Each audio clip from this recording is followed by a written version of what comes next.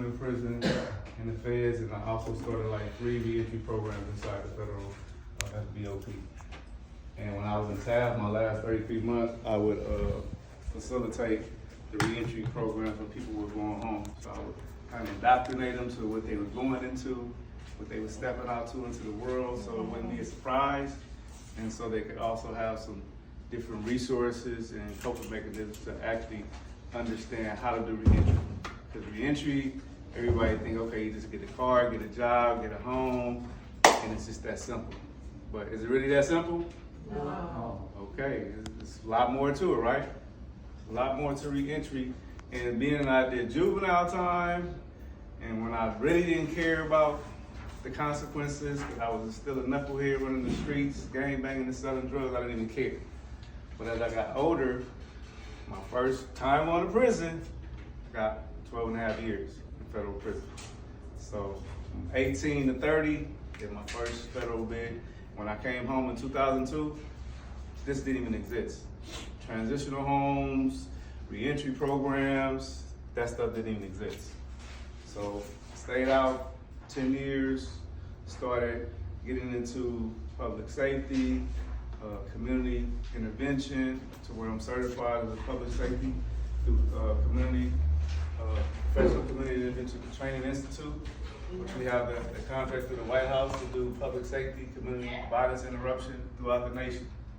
So we go to the different hotspots and places that are, like they say, out of control: Milwaukee, Chicago, Seattle, Newark, where it's a lot of high crime rates. But we have a lot of people in those communities that want to help their community. They want to help police their community, not in the sense of the police, but being there and being trained as crisis management people, so the police don't have to be called, and that crisis team can come in and eradicate a situation as opposed to the police coming out and somebody possibly getting killed, right? Because we see it all the time. Police get called. It's a person out here that might have a mental health situation, and when the police come, we know they out for blood.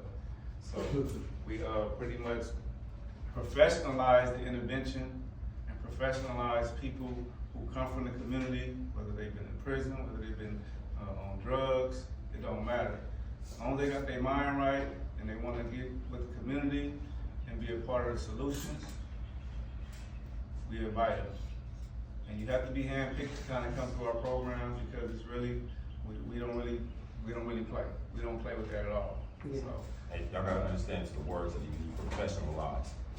A lot of times we don't understand what that really entails. We want jobs, we want to have things in life, but we don't understand how to be professional. And his brand sits on that. That's why he's speaking of these things. Thank you so much. And yeah, being professionalized is really, really big, because knowing how to code switch is one thing, but if you're not professionalized, you're gonna get looked at a certain way, and you're gonna get carried a certain way. Just like, okay, if you know how to respond to something, you don't respond ignorantly, because you know what's gonna happen, right? So as a professional, you have to learn the jargon, you have to learn the language, you have to learn how to code switch, because I can go be hood, in the hood, I can relate, I can go talk to the kids, the youth, the essays, the Crips, the Bloods, the whoever.